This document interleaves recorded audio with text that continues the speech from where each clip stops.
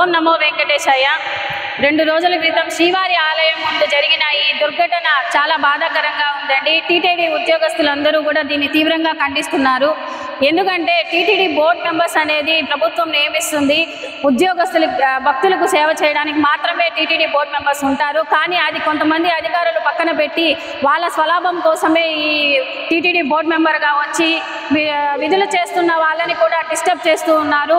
ఒక అటెండరు చిరు స్థాయి ఉద్యోగి 12 hours 24 hours ఉద్యోగంలో ఉంటున్నారండి. ఎందుకంటే సరైన రిక్రూట్మెంట్ లేదు, ఇక్కడ సరైన వసతులు కూడా అంటే ఎంప్లాయీస్ రిక్రూట్మెంట్ జరిగితేనే ఏదైనా కూడా భక్తులకు సకాలంలో మేము అందించగలుగుతాము. అందుకని ప్రభుత్వాన్ని ఇదే మేము ఒకటే కోరుతున్నాం సార్.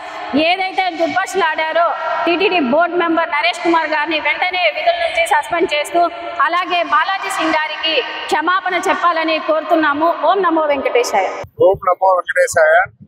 ఈ రోజు బాలాజీ అనే అటెండర్కి జరిగిన అవమానం టోటల్ టీటీడీకి జరిగిన అవమానంతో భావిస్తున్నాము. ఆ బోర్డు మెంబర్ అహంకారంతో అటెండర్ ని 3rd class నా కొడుకు అనే పదం వాడి తిట్టడం వల్ల అతనికి మా టీటీడీ ఎంప్లాయీస్ అందరికీ అవమానం జరిగింది.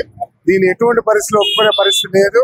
సీఎం గారికి కానీ డిప్యూటీ సీఎం గారికి కానీ రిక్వెస్ట్ చేయడం ఏంటనగా అతను వెంటనే విధుల్లో తప్పించండి, బోర్డు మెంబర్ సస్పెండ్ చేయండి. సో దయచేసి టీటీడీ ఎంప్లాయీస్ మనోభావాలను కాపాడండి. అట్లా జరగని పక్షంలో ఇలాంటి ధర్నాలు ఉద్రిక్తం అవుతుంది. దానికి బాధ్యత మీరే అవ్వాల్సి వస్తుంది. ఓం నమో వెంకటేశ్వర. ప్రతి ఎంప్లాయీ ఏ విధంగా పనిచేస్తుంటే ఎలాంటి భావనతో మీరు ఉద్యోగంకి వస్తారు?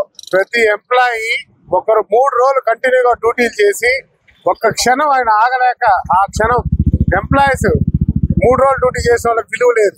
ఆ క్షణం వచ్చి ఆ క్షణం బీగాలు తిన ఒక నిమిషం వెయిట్ చేయలేక అతను మాట్లాడాల్సిన పరిస్థితి కాదు. సో 24 గంటలు 48 గంటలు వెయిట్ చేసి వచ్చే భక్తులకే 2 రోజులు 3 రోజులు దర్శనం పడుతుంది. వీళ్ళు అంటే 1 hour ఉంటారు టెంపుల్లో. ఆ 1 hourలో ½ hour దేవుడు ముందే ఉంటారు.